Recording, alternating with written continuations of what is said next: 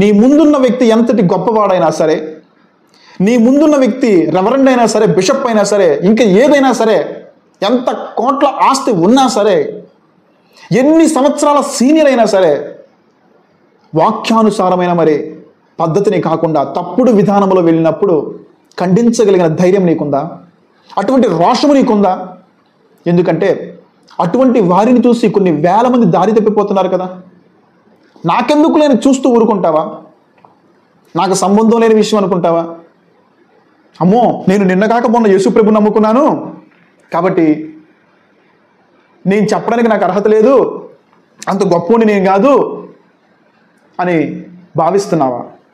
లేదు అంటే ఏదైనా చేస్తారేమో, నన్ను విలేస్తారేమో, లేదంటే నా మీద తప్పుడు నిందలు మోపుతారేమో అని భయపడుతున్నావా? కానీ ఇక్కడ పౌలు అలా భయపడలా.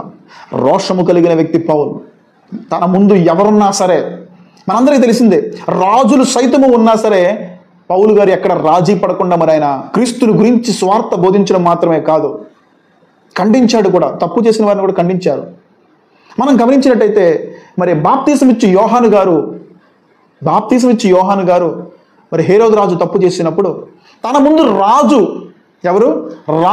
తన ముందు రాజే తప్పు పని చేసినప్పుడు ఆ విషయాన్ని బంట్రోతులు కానీ లేకపోతే సంఘం ఆ యొక్క రాజ్యంలో ఉన్న పెద్దవాళ్లే కానీ మంత్రులే కానీ ఎవడూ పట్టించుకోలే. అందరికీ భయం. రాజు కదా తప్పుడు పని చేసి మరి నువ్వు తమ్ముడు భార్యను ఉంచుకోవడం అనేది ఎంత తప్పుడు పని, అది దాన్ని ఎవరూ ఖండించలేదు. కానీ బాప్తీసం ఇచ్చి యోహాను గారు నాకెందుకు లేని చూస్తూ ముఖం తిప్పుకొని వెళ్ళిపోయే రకం కాదు. ఈరోజు నువ్వు క్రైస్తవ్యంలో లేని వ్యవహారాలు పాటిస్తున్నా కనీసం నీ దగ్గరలో ఉన్న వారికన్నా నువ్వు సత్యాన్ని చెబుతున్నావా? నాకెందుకు లేని తలదిప్పుకొని వెళ్ళిపోతున్నావా? ఈ లోక సంబంధమైన మూఢనమ్మకాలతో మరి నీ కంటి ముందు కనిపిస్తున్న వారికి కూడా నువ్వు నిజం చెప్పలేకపోతున్నావా?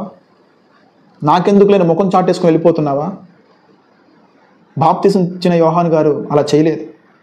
ప్రాణము పోయినా పర్వాలేదు, ప్రాణము పోతుంది అని కూడా తెలిసి కూడా ఆయన ఆ తప్పిదాన్ని ఖండించాడు.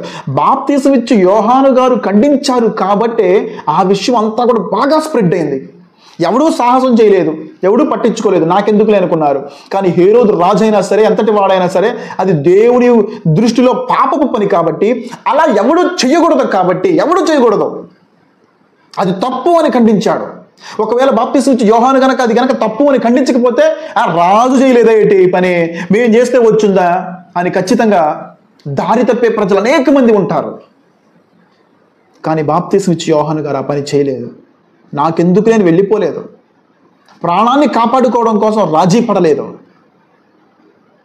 అనేక మంది జనులు మరి బుద్ధి తెచ్చుకోవడం కోసం అది తప్పు అని మరి దైవ ప్రవక్తగా అప్పటికే పిలువబడుతున్నాడు. చాలామంది అతనికి భయపడేవారు ఉన్నారు. దైవ ప్రవక్త అని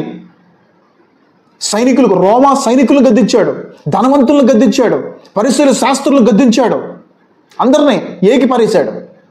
ఎక్కడా కూడా రాజీ పడలేదు.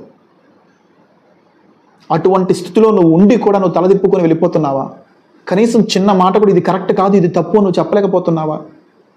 తప్పును ఖండించడం మాత్రమే కాదు, సత్యమును గురించి నీవు సాక్షిగా ఉండాలని దేవుని యొక్క వాక్యం చెబుతుంది. సత్యమును గురించి నీవు సాక్షిగా ఉండాలి.